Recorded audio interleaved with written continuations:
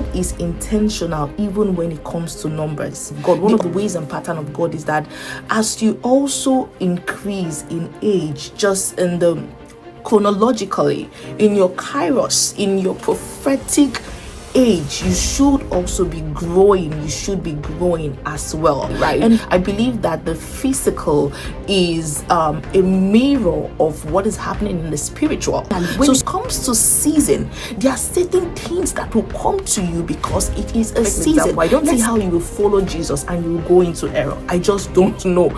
I don't know how you will follow Jesus, our perfect example, and you will still go into error.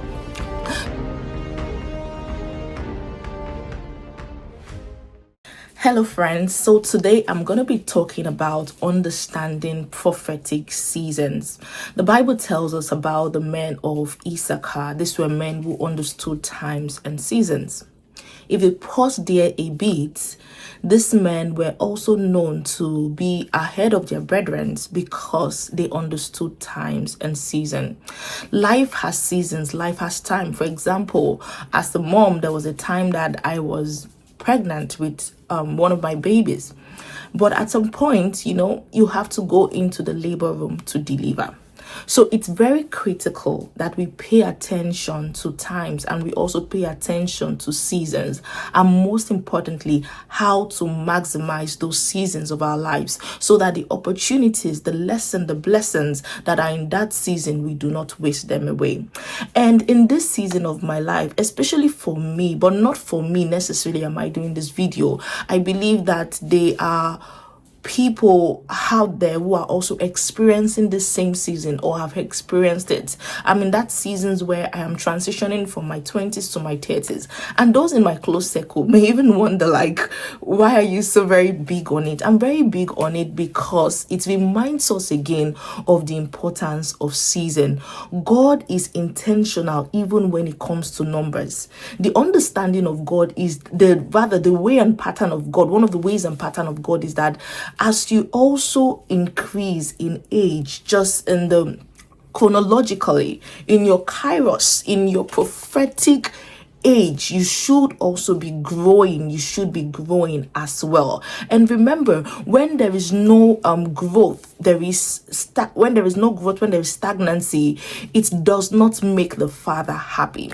So now, what does it mean to be in your 30? Like, for example, in our social setting, we see a lot of things that happen when people are 30. There's a lot of celebration, a lot of party, and even as society, we understand that 30 is that age whereby you have really matured.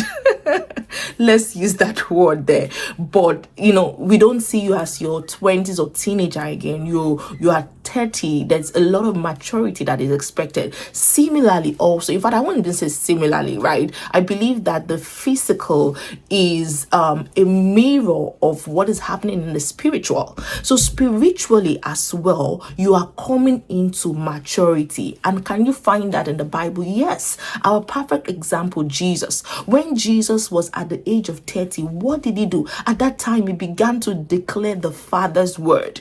I don't even want to use the word that, yes, it was his time of visibility, but it was time that he was extremely conscious of his Father's work and he was declaring it. So if at all you're like, maybe I'm not sure, I'm ready, I'm not sure if this is the time, Jesus is a perfect example. I don't see how you will follow Jesus and you will go into error. I just don't know. I don't know how you will follow Jesus, our perfect example, and you will still go into error. So it's that age whereby you come into spiritual maturity.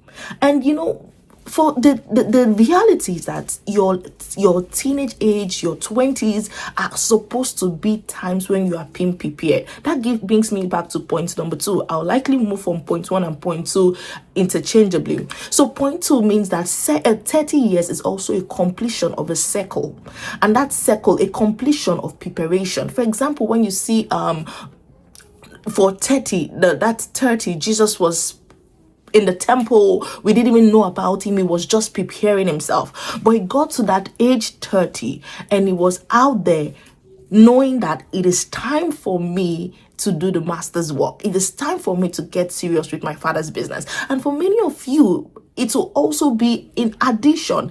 Time for you to get real with what God has for you to do. Time to get into your calling, your prophetic mandate, your kingdom assignment in, like we say, in the different mountains that we have out there.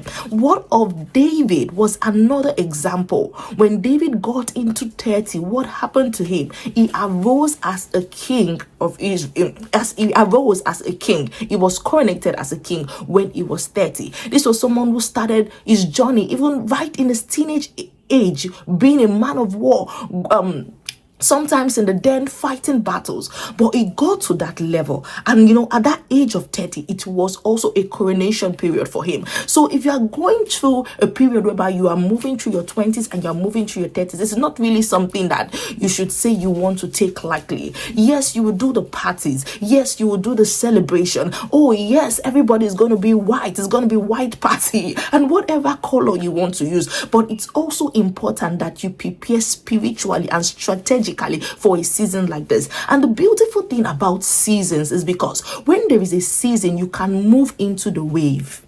When there is a season, for example, there was a time I was just learning about the stock market. There's something we call trend.